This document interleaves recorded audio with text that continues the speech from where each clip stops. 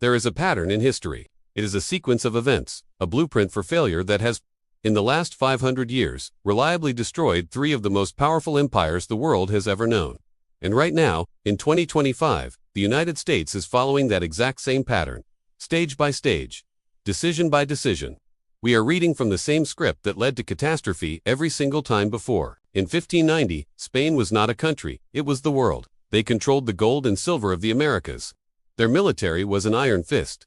Their currency was the global standard. Within 80 years, they were bankrupt, a hollowed-out shell that never recovered. In 1914, Britain ruled the largest empire in human history. The sun never set on its territory. The pound sterling was the financial operating system for the entire planet. Within 40 years, the empire was gone. The currency, a memory. In 1991, the Soviet Union was one half of a bipolar world, a nuclear-armed titan. It ceased to exist not from war, but from economic implosion in less than 900 days. 3 empires, 3 superpowers, 3 complete collapses, all following the same, predictable sequence.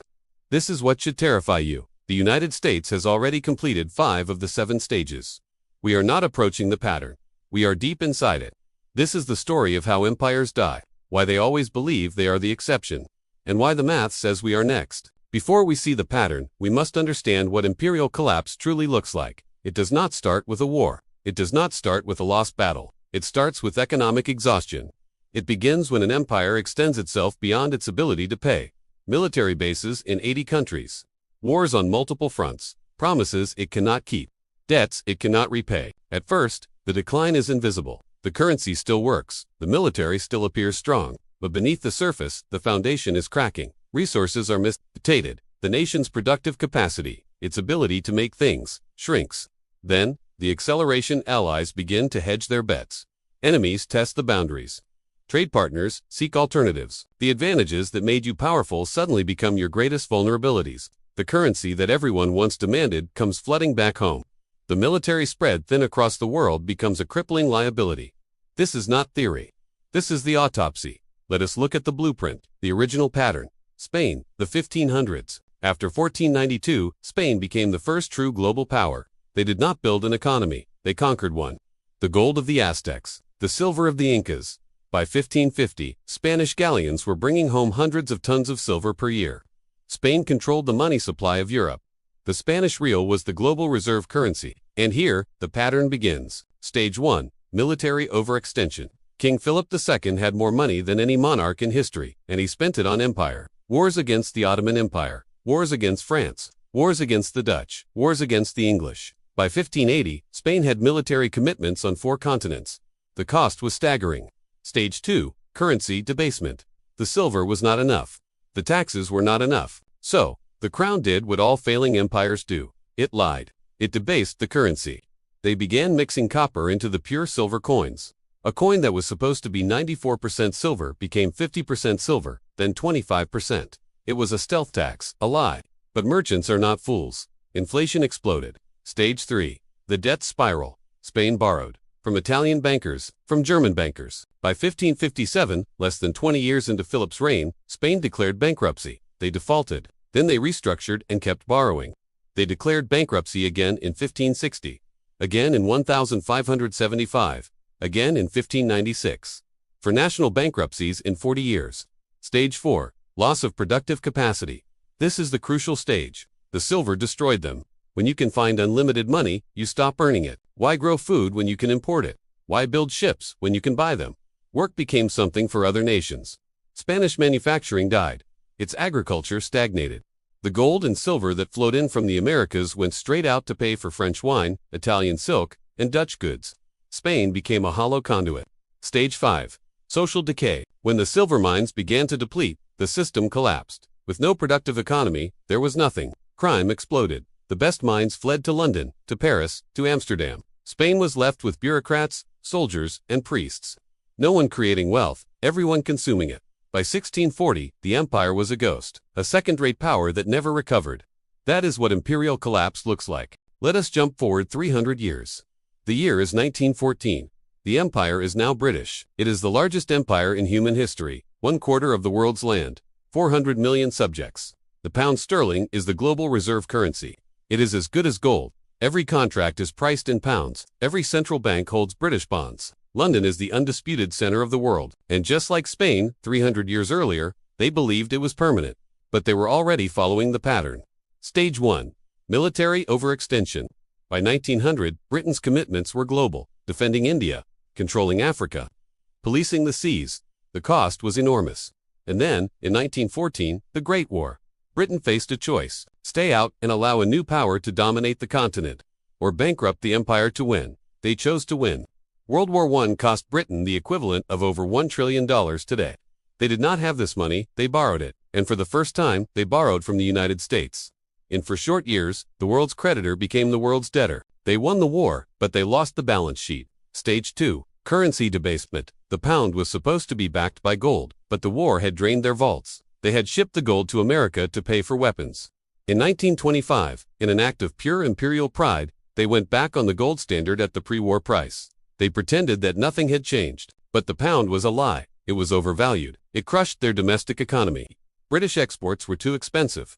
Unemployment soared. By 1931, the lie was unsustainable. Britain abandoned the gold standard.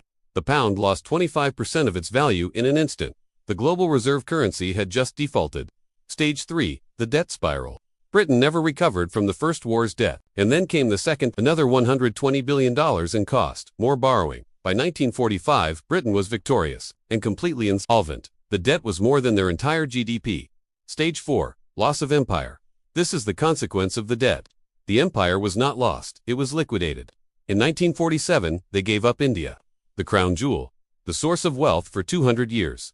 Gone. They could no longer afford it. Over the next 20 years, they lost everything. Africa, the Middle East, Asia. The empire was sold off piece by piece to pay the bills. Stage 5. Currency collapse and the pound. In 1940, £1 was worth $4.03. By 1970, $2.40. Today, it is a regional currency. Britain kept its seat on the UN Security Council. It kept its special relationship, but everyone knew the truth. The empire was a memory, a museum of what used to be. The pattern had played out again. But it was about to happen one more time, at a speed no one thought possible. Now let us look at the most recent and the most rapid collapse. The Soviet Union, 1945 to 1991. After World War II, the USSR emerged as a global superpower, an industrial titan forged in steel and ideology. They had nuclear weapons. They controlled half of Europe. They put the first satellite and the first man into space. They truly believed they were the future, that communism was the inevitable end of history. For 45 years, they matched the United States blow for blow. But beneath the surface, the economy was a lie. Stage 1. Military overextension. The Soviet Union was not an economy, it was a fortress. They spent an estimated 15 to 20% of their entire GDP on the military. Triple what America spent. They had to match American technology. They had to fund global proxies: Afghanistan, Cuba, Syria, Vietnam. Their global ambition was built on a crumbling economic foundation. The cost was not just unsustainable, it was suicidal. Stage 2. Economic stagnation. The command economy was a machine without an engine. It could produce tanks, but it could not produce bread. By the 1970s, the economy stopped growing. Factories produced junk. Farms failed. The nation with some of the best farmland on earth was importing grain from its arch-rival America. Innovation was dead. Why? Because you cannot command a good idea. They were kept afloat by one thing: oil. But in the 1980s, the price of oil collapsed, and the final, fatal weakness was exposed. Stage 3. Currency collapse. The Soviet ruble was never money. It was an accounting unit, a coupon in a company store that had no goods. It could not be exchanged. No one trusted it. The real currency was the gold in the state vaults and the oil from the ground. That is what they used to buy foreign technology and foreign grain. When the oil price dropped and the gold ran out, they were broke. The ruble was revealed to be worthless paper. Stage 4. Loss of empire. November 9, 1989. The Berlin Wall. It did not fall to an army. It was pushed over by a people who no longer believed. And the Soviet Union did nothing.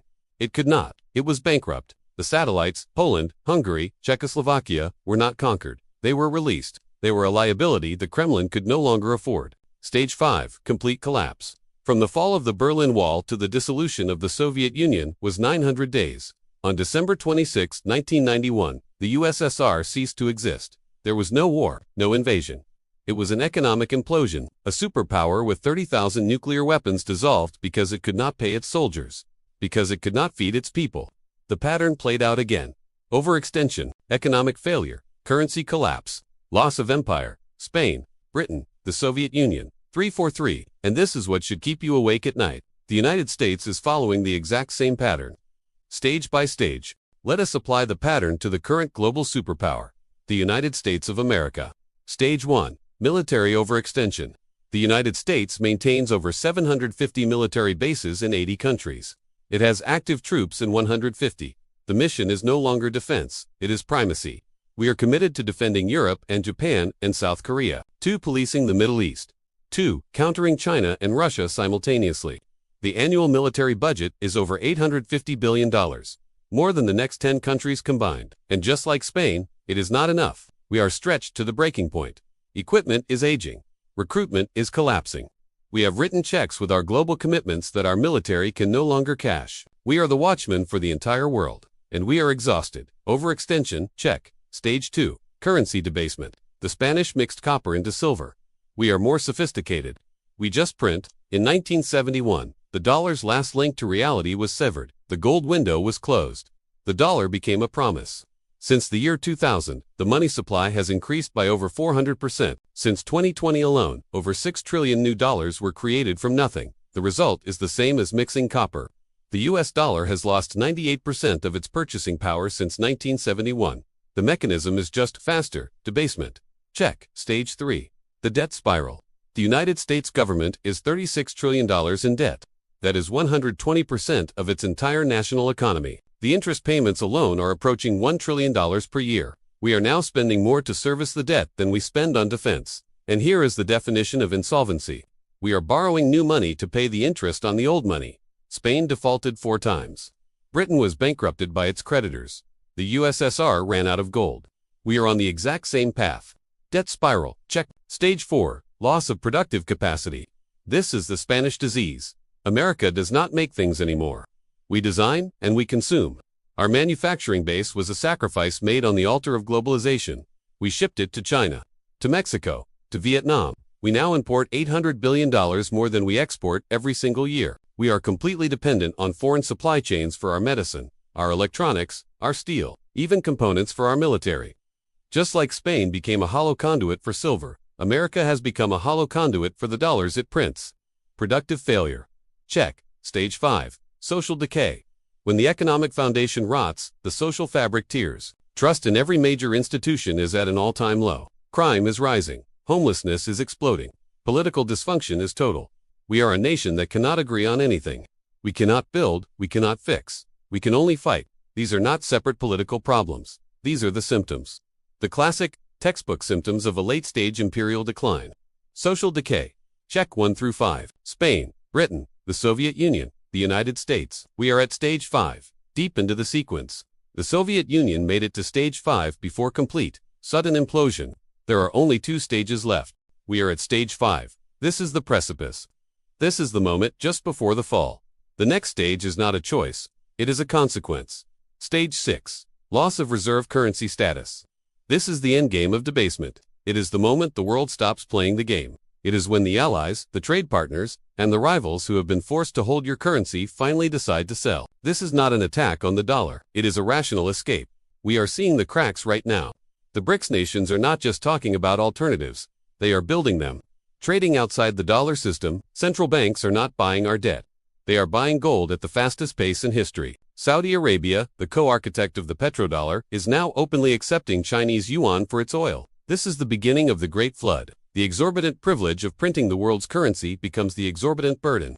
All those trillions printed and sent overseas will come flooding home. Stage 7. Collapse. This is the part everyone gets wrong. They imagine a gentle, slow decline, a graceful handing of the baton. History is not graceful. Collapse is not gradual. It is sudden. The Soviet Union went from superpower to non-existent in 900 days. Britain lost its empire in 20 years. When the foundation cracks, the building does not lean. It falls. It will be a currency crisis that triggers a debt crisis that triggers a political crisis. It will happen fast. 3 empires followed this pattern. Spain, Britain, the USSR. Each one believed it was exceptional. Each one believed the rules did not apply.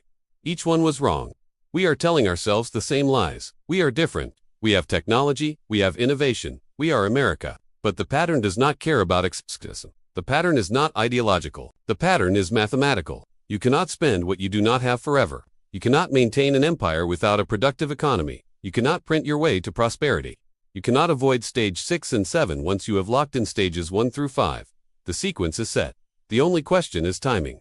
We are not walking this path, we are sprinting down it. The end is not a mystery. It is a destination. Perhaps this time really is different. Perhaps America can do what no other empire in 500 years has ever done. But the pattern says otherwise. The math says otherwise. And history, which has watched this same tragic play over and over, says we are about to learn the lesson the hard way.